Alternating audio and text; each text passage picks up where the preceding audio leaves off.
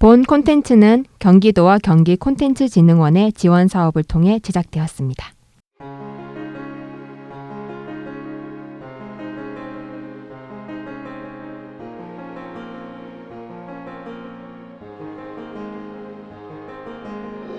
여기는 수원 톡톡입니다. 문화교육 위주의 수원 소식들을 3명의 이수원 뉴스 시민기자가 전합니다. 안녕하세요. 저는 홍은아입니다. 안녕하세요. 권미숙입니다. 안녕하세요. 이윤아입니다. 오늘은 지난 시간에 이어 김소라 작가님을 만나볼 텐데요. 이번 시간에는 타로 마스터로서의 김소라뿐만 아니라 10권 이상의 책을 내신 작가, 동네 책방 랄랄라하우스의 책방지기, 이수원 뉴스의 으뜸 시민기자, 그냥 시민기자, 저희처럼 그냥 시민기자 아니고 으뜸 시민기자, 그리고 또 다양한 기관 및 학교의 강사로 어마어마한 활동을 펼치고 계신 김소라 작가님의 이야기를 이어서 들어보도록 하겠습니다. 안녕하세요. 네, 안녕하세요. 네, 김소라 작가님, 작가님으로서의 소개 아니면 뭐 랄랄라 하우스 책방지기로서의 소개, 어떤 소개든 좋습니다. 부탁드립니다. 네, 저는 책방을 운영하고 글을 쓰고 사람들을 만나고 뭐 다양한 일들을 하고 있습니다. 네, 그래서 사람들은 김소라 작가라고 부르더군요. 작가님이시잖아요. 네. 네. 사실 저 아까 그 타로 마스터 녹음할 때 너무 입이 근질근질한 거예요. 작년에 1회차 때 저희가 김소라 작가님 랄랄라 하우스에서 우리 셋이 만났다. 그렇죠. 네, 이 이야기가 방송에 나갔어요. 작년 수원톡톡 1회차에. 그리고 중간에도 랄랄라 하우스 책방 소개도 했었고. 네, 그리고 맞아요. 드디어 이제 여기 나와주신 거예요. 올해의 대미를 장식해주고 계신 그렇죠. 네, 마지막 인터뷰를 해주시는 손님을 모셨습니다. 저도 너무 뜻깊은 자리입니다. 네, 감사합니다. 감사합니다. 와주셔서. 11월에는 주중 강의로 꽉 찬 스케줄을 보내고 계신 소식을 들었는데요.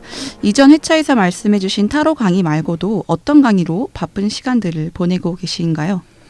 최근에는 대부분 뭐 글쓰기라든지 책과 관련된 강의를 하고 있어요. 또 강의뿐 아니라 누군가를 이렇게 구술 기록하는 인터뷰 같은 작업물들을 의뢰받아서 일하고 있습니다. 네. 바쁘기도 하지만 또 제가 좋아하는 일들을 하면서 지내고 있어서 그냥 하루하루 열심히 주어진 일에 충실히 살아가고 있습니다. 네. 아까 홍은아 기자님 말씀하셨다시피 저희가 이제 랄랄라하우스에서 만나기도 했고, 저희가 오프닝 할 때는 수원의 소식을 전하는 3명의 이수원 뉴스 시민 기자가 전합니다라고 시작을 하죠. 저는 이수원 뉴스 시민 기자로 활동할 수 있게 된 것이 김소라 작가님의 권유였거든요. 11년 차 이수원 뉴스의 시민 기자이시자 또 여러 해 으뜸 기자를 하셨고 올해의 또 으뜸 기자이기도 하신 타이틀이 엄청 많습니다. 네, 김소라 작가님의 시민 기자 활동 이야기가 궁금합니다. 저도 우연히 수원시에서 시민 기자 활동을 하게 되었는데 수원에 다 지금 살고 계시잖아요. 네. 근데 시민 기자를 하면서 알게 된 수원과 또 그 이전에 그냥 내가 뭐 수원 시민으로서 살았던 것과는 너무 완전히 다른 삶을 살게 된 것 같아요. 그리고 시민 기자를 하면서 당연히 뭐 많이 알게 되고 관심 갖게 되는 부분들도 있고 뭐 여러 가지 인생의 기회들도 생기고 그 다음에 뭐 시민 기자이기 때문에 글을 또 써야 되니까 글을 쓰는 기회들이 많아지면서 뭐 제 인생이 글로 채워지는 그런 시간들이 좋은 것 같아요. 네. 김소라 작가님이 운영하고 계신 동네 책방 랄랄라 하우스에는 정말 많은 모임들이 진행이 되고 있는데요. 저희 3명도 각자 뭐 그림책 모임, 그림책 테라피 모임, 그리고 저는 또 필담소라고 영화 관련한 모임 뿐만 아니라 제가 참석했던 모임들이 어마어마했던 것 같아요. 뭐 덕후 모임에다가 맞아요. 네, 우주 작가님이 뭐 드로잉? 네, 드로잉 모임도 있었고 예술 토크 뭐 이런 거. 그쵸, 예술 토크도 있었고 임승희 작가님 저희 출연해 주셨던 임승희 작가님 모임도 있었고 정말 다양한 향수도 있었던 것 같고 네, 디퓨저 뭐 이런 디퓨저, 거 그죠? 만들기. 네. 어마어마한 프로그램들이 랄랄라하우스 책방에서 진행이 되고 있는데 올해는 어떤 프로그램들을 하셨는지. 코로나여서 계속 이제 주춤되고 있다가 또 수원시 문화재단의 동행 공간이라는 사업에 이제 지원 사업을 받아서 뭐 공연도 하고 그 다음에 뭐 강연도 듣고 뭐 출판 기념회 같은 것도 하고 뭐 여러 이제 사람들의 이야기를 듣는 자리들, 뭐 독서 모임도 이제 하고 글쓰기도 하고, 그러니까 뭐 제가 좋아하는 거를 다 하고 있는 것 같아요. 또 공간을 매개로 기존에 알았던 분들도 오시고 또 새로운 분들도 오시고 이렇게 해서 계속 지속해 왔던 1년인 것 같습니다. 그래서 책방이기 때문에 책을 많이 팔아야 되는데 책이 안 팔리는 책방이에요. 그래서 이제 나는 책이 안 팔리는 책방이다. 책을 못 파는 책방직이다. 이제 이렇게 생각을 하고 있지만 이제 책방이라는 게 어떤 매개 역할을 하는 것 같아요. 사람과 뭐 사람을 이어주고 사람과 책도 이어주고 문화와 문화가 만나는 그런 뭐 재미난 곳으로서의 책방이기 때문에 이걸 가지고 꼭 뭐 수익화하거나 돈을 버는 일들은 많지 않아도 이것들을 이어나가다 보면 또 어떤 지점에 다 있지 않을까라는 생각에서 책방을 하고 있죠. 대기업들이 보면 돈 안 되는 사업들도 많이 있더라고요. 뭐 예를 들면 뭐 사회공헌 활동이라든지 아니면 막 땅값 비싼 동네에 뭐 갤러리를 하나 만들어 놓는다든지 대기업들이 뭐 도서관을 만들어 놓는다든지 거기 어떤 장사를 하지 않는 그냥 기업들의 홍보 플랫폼으로 공간 있잖아요. 그래서 저는 이제 책방이 나를 알리는 장소기도 하고 또 내가 해볼 수 있는 것들을 계속 실험화할 수 있는 그런 곳이라는 생각을 해요. 실험의 장소로서의 랄랄라하우스. 네. 컨택하려면 어떻게 해야 되죠? 그냥 하고 싶다 하시면 됩니다. 하고 싶다. 나 뭐 하고 싶다 이러면 됩니다. 네, 김소라 작가님께 DM을 보내시면 된답니다. 네. 인스타그램에서 위드소라. 네. 책방에서 뭘 하고 싶다 뭐 이러면 이제 뭐든지 할 수 있습니다. 네. 네. 꿈이 실현이 되는 공간. 랄랄라 하우스. 계정이 2개 있으시죠? 네. 랄랄라 하우스로 치시면 됩니다. 블로그도 나옵니다. 네, 최근 기관에서 의뢰받은 일로 사업 참여자, 관계자 20명 인터뷰를 진행하셨다고 들었는데 저도 여러 사람들을 만나면서 인터뷰를 계속해서 하고 있거든요. 근데 혼자 어떤 주제를 놓고 기사를 쓰는 것보다는 인터뷰 기사를 쓰는 게 훨씬 더 재미있더라고요. 작가님이 생각하는 인터뷰의 매력은 무엇이 있을까요? 인터뷰는 사람을 만나는 일이잖아요. 네. 사람을 만나지 않고 나 혼자 뭐 시를 쓰거나 소설을 쓰거나 에세이를 쓰는 게 아니라 아무튼 사람을 만나야지 돼요. 맞아요. 네, 사람을 만나다 보면 그냥 내가 막연히 책을 읽거나 혼자 앉아서 생각할 때랑 다르게 실제로 그 사람과 마주할 때 정말 새로운 세상을 만나는 듯한 느낌이 들고 야, 이렇게 다른 사람들이 살아가고 있구나. 그러니까 우리가 그냥 머리로 그래 너랑 나랑 다르지. 우리 다르게 살아가고 있지. 하지만 진짜 다른 거를 알게 돼요. 진짜 다름을 알게 되고 이게 나쁘다, 뭐 옳다, 그르다 이런 걸 뛰어넘어서 그러니까 다름을 진짜 알게 돼요. 그리고 배울 게 없는 사람이 없다. 모든 사람들은 나에게 선생님이 될 수 있고 멘토가 될 수 있고 그 사람의 뭐 지위, 고하를 막론하고 너무 다 위대해 보이고 그 분야에서 뭔가를 뭐 이루거나 이루지 못했다고 하더라도 인생을 살아가는 방식들을 통해서 배움이 되는 거죠. 그래서 만남 자체가 또 공부고 그런데 이제 그걸 또 글로 쓰니까 뭐 여러 일련의 과정들이 있죠. 질문을 해야 되고 질문지를 써야 되고 또 그분에 대해서 뭐 조사도 해야 되고 섭외 전화도 해야 되고 또 뭐 약속 장소 정해서 찾아가고 인터뷰를 1시간, 2시간, 3시간 진행을 하고 녹음을 하고 집에 와서 녹취를 풀고 글로 완성하고 어디론가 또 글을 보내고 뭐 검토를 받고 그런 일련의 일들이 나 혼자 글 쓰는 것보다는 좀 과정이 음. 복잡하고 힘든 일들도 있죠. 그런데 그만큼 얻어지는 것들이 많이 있다라는 생각이 들어요. 네. 인터뷰를 해서 질문을 작성해서 갈 때 어느 정도 시간이 예상이 되잖아요. 아, 이분과는 1시간 정도의 인터뷰를 하면 끝나겠다 하고 갔는데 보면 인터뷰를 하다 보면 꼭 이야기가 옆으로 세어나가서 세어서 다시 길을 못 돌아오는 경우가 저는 종종 있더라고요. 그럴 때 이제 김소라 작가님께서 쓰시는 방법이 있으시다면. 제가 네. 시작을 할 때 제가 시간이 30분밖에 없어요. 미리. 팁이네. 미리 1시간밖에 없어. 제가 다음 약속이 4시에 꿀팁이네. 있어서 몇 시 네네. 전에는 좀 일어나야 돼서 그 안에 좀 빨리 진행을 해야 될 것 같습니다. 어떻게 괜찮으세요? 네, 그런 방법이, 미리 시간을 사전에 공지를 해드리는 방법이 있었군요. 네, 다음 약속이 있어서 뭐 강의가 있어서 네네네. 뭐 회의나 미팅이 있어서 네. 꿀팁 감사합니다. 완전 꿀팁이죠. 저도 이런 네. 거 몰랐을 때는 그냥 3시간도 듣고 4시간도 듣고 막 저녁까지 먹고 가라고 하면 저녁도 먹고 가고 그런 이제 시간 소요가 많았는데 지금은 30분만 얘기해도 정말 뭐 대여섯 페이지 이상의 글을 쓸 수 있을 정도로 아주 압축적이고 엑기스를 빼낼 수 있는 인터뷰를 하게 되더라고요. 부럽습니다. 엄청 부럽습니다. 네. 네. 김소라 작가님 말씀은 이렇게 하시지만 정말 타고난 인터뷰어 같다라는 생각이 김소라 작가님이 적재적소에 딱 그 떠오르는 어떤 궁금한 점들이 다른 분들보다 좀 날카롭다? 그래서 그냥 아무나 인터뷰를 할 수 있는 건 아닌 것 같아요. 저 같은 경우는 그냥 넉넉히 해서 3,000번을 맞는지 보내드리는군요. 네. 오히려 제가 보내는 거죠. 네.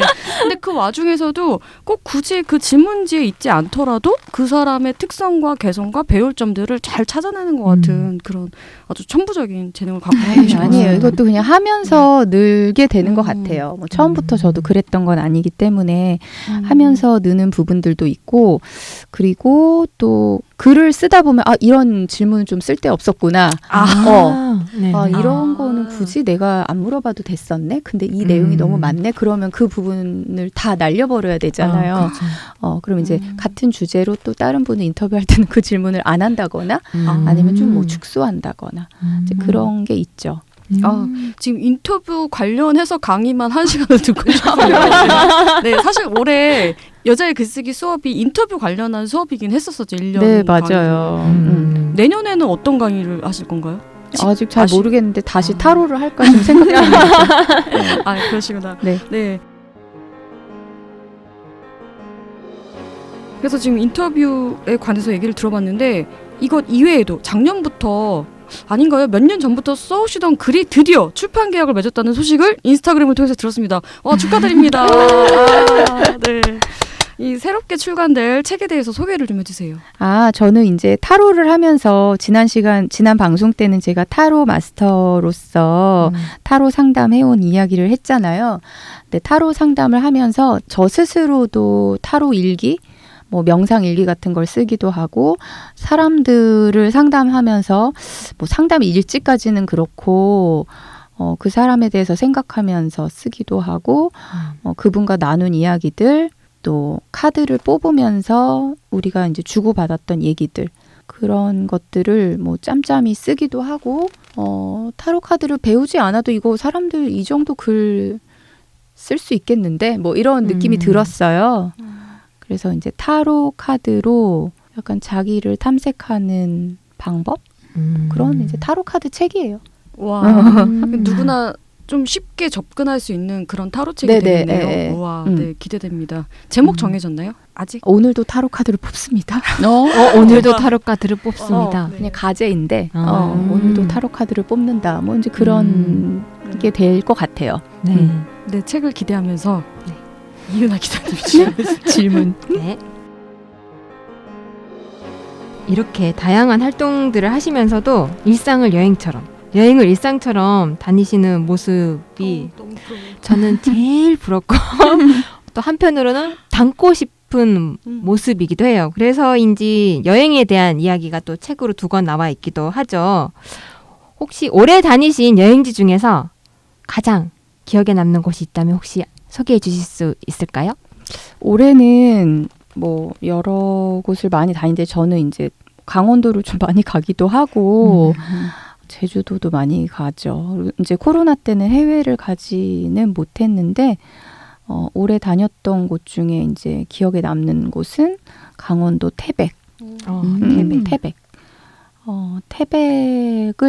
태백 사람들이 멀어서 잘 안 가거든요. 탄광지대고 사실 뭐 볼 게 뭐 되게 많은 건 아닌데 약간 뭐 고생대, 탄광 뭐 이런 거 있고 그리고 여름에 좀 시원하고 그러니까 그런 좀 깊은 산속 깊은 산속. 사람들 없는데 좀 조용한데 이런 데를 좋아해요. 그래서 태백 되게 인상적이었어요. 어느 계절에 우리 가셨어요? 여름에요. 아. 여름에 혹시 그래서- 그 계곡인가요? 네네. 강원도 태백과 삼척, 울진에 걸쳐 있는 응봉산이라는 산이 있는데 그 산 안에 덕풍 계곡이라는 계곡이 있습니다. 그 계곡이 내년 여름에 거기 이제 사람 어마어마하게 많아요. 수원 사람들이 빠글빠글 모여 있을 것 같아요. 네. 그래서 계곡을 올라갈 때 사람들이 다 래시가드를 입고 올라가요. 아니, 산을 올라가요. 그래서 어머 여기 등산인데 트레킹 코스인데 왜 다들 수영복을 입고 갈까 하고 이제 저는 같이 간 이제 쌤이 있었는데 뭐지 하고서는 우리는 반바지에 티셔츠 이렇게 입고 갔는데 이제 어느 지점에 한 1시간 반쯤 오르니까 다들 사람들이 뛰어내리더라고요. 계곡에 풍덩풍덩 떨어지는데 이제 거기가 우리나라의 뭐 그랜드 캐년이다라고 불리는 이제 그 정도는 아니지만 이게 되게 멋진 그런 곳이에요. 가기도 힘들기도 하지만 트레킹을 하고 계곡에 막 다들 빠져요. 네. 여름에 그렇게 좋더라고요. 그래서 이제 저는 옷을 갈아입을 옷이 없었는데 결국은 안 빠지면 억울할 것 같아서 거기를 빠졌다가 나중에 이제 나오는 길에 다 말랐어요. 여름이라서. 그런 인상적인 곳이었죠. 그 올라가시는 분들은 왜 저 사람들은 래시가드 안 입었지 이렇게 생각을 래시가드를 입고 산에 올라가는데 다들 튜브나 뭐 그런 물놀이 용품을 들고 가길래 여기는 바닷가도 아닌데 왜 저걸 다 들고 갈까 싶을 정도로 힘들게 그걸 다 들고 가더니 결국은 엄청 좋은 데서 다들 놀더라고요. 계곡 이름 한 번만 다시 얘기해 주세요. 덕풍 계곡. 덕풍 계곡. 네, 덕풍 계곡이라고. 좀 멀어서 네. 가기가 쉽지는 않은데 그런 곳이 우리나라에 있더라고요. 네. 저는 김수라 작가님을 처음에 랄랄라우스에서 만나기 전에 사이판 한 달 살기 책으로 먼저 만나봤어요. 예, 이렇게 직접 만나게 될 줄 몰랐죠. 그때 당시에는 책으로 봤을 때는. 네. 그래서 와 나는 제주도 한 달 살게 했는데 이분은 사이판 한 달 살기를 이미 하고 오셨구나. 그리고 나서 작년인가요? 재작년인가요 벌써? 재작년. 바람의 끝에서 마주보다가 몽골 여행책. 네. 그 책도 정말 좋은데 코로나 때문에 이제 북토크랑 이런 것들이 활성화되지가 못했었잖아요. 네. 정말 아쉽더라고요. 바람의 끝에서 마주보다도 사진도 너무 좋고 몽골에 내가 가 있는 것처럼 그곳의 생활을 조금 얘기해 주세요. 그 책을. 저희 아이가 중학교 1학년 때 같이 몽골 여행을 가게 돼서 여름 한 달을 이제 몽골에서 보냈어요. 그래서 이제 그 몽골 여행기를 사춘기 아들과 같이 보냈던 이야기인데 너무 편한 곳을 우리는 여행지 뭐 예쁘고 편하고 먹을 것도 많고 막 이런 리조트도 뭐 좀 럭셔리하고 이런 데를 보통 여행을 가는데 몽골은 좀 불편하기도 하고 현대적이지 않은 곳들을 다니니까 당연히 힘든데 사람들은 생각보다 적응의 동물이고 화장실이 없어도 금방 적응하고 먹을 게 없어도 금방 적응하고 전기가 없어도 금방 적응이 돼요. 그러니까 우리가 그런 문명에 길들여져 있어서 문명이 아닌 야생 그런 곳에는 나는 절대 못 살아라고 하지만 막상 그런 환경이 닥치면 다들 사라지고 오히려 내가 사용하지 않았던 이 문명화된 환경에서 사용하지 않았던 감각들을 사용하면서 완전히 새로운 내 몸의 감각들이 열리는 것 그런 것이 되게 좋았고 매일매일 이렇게 마주하는 자연들 저는 인공적인 여행지를 별로 안 좋아하는 것 같더라고요. 이제 다녀봐야 안다라는 게 어떤 사람들은 뭐 끊임없이 뭐 아름다운 건축물을 보러 가기도 하고 뭐 세계 유산 뭐 이런 거 보러 가기도 하고 박물관 좋아하시는 분들은 뭐 박물관 뭐 가기도 하시는데 저는 미술도 좋아하지만 결국은 또 자연을 너무 좋아해서 광활한데 뭐 광활한데. 사막 아니면 뭐 정말 막 거친 파도 뭔가 센 데 있잖아요. 자연이 네. 압도되는 정말요? 분위기. 음. 그런데 가면은 그러니까 내가 한없이 너무 작고 보잘것없고 내가 그렇게 잘났다고 생각했지만 이 우주와 자연에 비하면 나는 진짜 한낱 먼지 같은 존재다.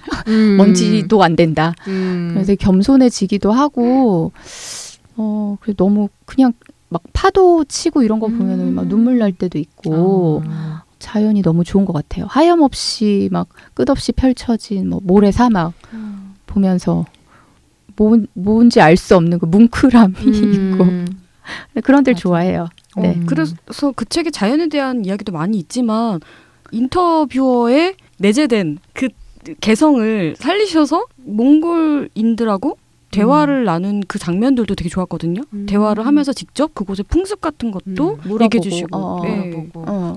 그래서 저는 이제 사람에 대한 궁금증이 많으니까 뭐 몽골에서 만난 사람들 중에 조금 한국어가 되면은 이것저것 물어보고 어차피 걔네는 영어는 하나도 못하기 때문에 한국어를 좀 하더라고요. 그럼 이제 물어보고 어디 가나 궁금한 거는 좀 약간 못 참으니까 가서 물어보고 그랬죠. 네. 이야기를 듣다 보니까 몽골에 화장실도 없다고 했고 아까 화장실이 없는 곳을 가신 거겠죠. 그런데 어떻게 그 여행지에서의 일들이나 경험, 인터뷰했던 것들을 다 기억을 하시고 쓰시는지 이번에 강원도 태백의 이야기는 또 어떻게 쓰실 건지 이거를 다 어떻게 메모를 하시는지 어떻게 기억을 하시는지 궁금해요. 저는 이제 여행 가면은 뭐 메모 같은 것도 뭐 하긴 하는데 우선은 이제 책을 쓰지는 않아요. 원고를 쓰진 않는데 그래도 대략 오늘 뭐 했다, 뭐 먹었다, 어디 갔다, 돈 얼마 썼다 이런 건 좀 써요. 갔던데 약간 시간대별로. 그 기록을 계속 하시는 습관이 있는 거네요. 그 메모장에다가 이제 오늘 어디 뭐가 있고 만난 사람 이름, 뭐 가게 이름. 그러니까 외국은 좀 어렵잖아요. 그거는 좀 이렇게 적어놓고 그거 생각 하나도 안 나거든요. 지명 이런 거. 지명, 사람 이름, 뭐 가게 이름, 먹었던 음식 이름도 어렵잖아요. 음식 이름, 또 돈 얼마 썼나? 이런 것들은 좀 메모를 해놓는 편이고 그리고 여행 가서는 시간이 많기 때문에 일기 같은 거를 많이 썼던 것 같아요. 그래서 여행지 가서도 이제 그런 건 메모를 해놓는 편입니다. 여행 관련 에세이 쓰실 분들은 참고해 주시기 바랍니다. 꿀팁 있네요. 네. 네, 최근에는 제가 여행 관련 일이 이제 의뢰가 들어왔는데 자기네 팀이랑 같이 여행을 가고 미얀마를 10일 동안 이제 자기네 팀이랑 여행을 가고 이제 기록물을 만들어주면은 어떻겠냐 이제 이런 일이 또 의뢰가 들어와서 지금 고민 중이에요. 완전 소라 쌤이 좋아하시는 일 아니에요? 근데 이제 가는 구성원들이 뭐 어떨지 아니면 미얀마인데 나 잘 모르는 나라니까 뭐 공부하면서 쓸 수는 있겠지만 그런 일들도 생기더라고요. 타로에서는 어떻게 나왔던가요? 아직 안 봤어요. 미얀마 갈지 말지. 갈지 네. 말지. 미국의 경험이 또 있으셔서 미국 여행도 이제 대륙 횡단하고 다른 분들의 이야기를 이제 써준 경험이 있어서 해봐도 나쁘지 않을 것 같습니다. 네. 바람의 끝에서 마주보다 책을 저는 강추합니다. 혹시 건미수 기자님이나 이은하 기자님 추천하실 책 있으신가요? 저는 또 이게 직업이다 보니까 그 토론하기 책이 또 저는 아주 잘 봤고요. 그리고 또 엄마의 그림책 그리고 맛있는 독서토론 레시피. 독서토론 레시피 아주 유용하게 잘 활용을 했죠. 네, 아직도 그 책 보고서 강의 의뢰하는 도서관이나 학교들이 있습니다. 와, 왜냐면 너무 그게 유용하게 돼 있어서 네. 강의를 하는 사람들한테 활용하기 좋아요. 팁만 쏙쏙 아직도 잘 팔린다는 게 정리가 너무 신기한 것 같아요. 책이라는 게 그 기한이 짧잖아요. 요즘에는 수명이 너무 짧은데 그 책을 보고 도서관이랑 학교에서 의뢰가 온다라는 것도 너무 신기하고 그래서 책이 가지고 있는 생명력 그래서 어떤 사람들도 다 이제 좀 글을 쓰셨으면 좋겠다. 자기의 이야기를 그래서 글을 쓰라고 많이 얘기를 하죠. 네. 코로나 이제 좀 잠잠해지면서 이 사이판이나 바람의 끝에서 마주보다도 반응이 다시 오고 있지 않아요?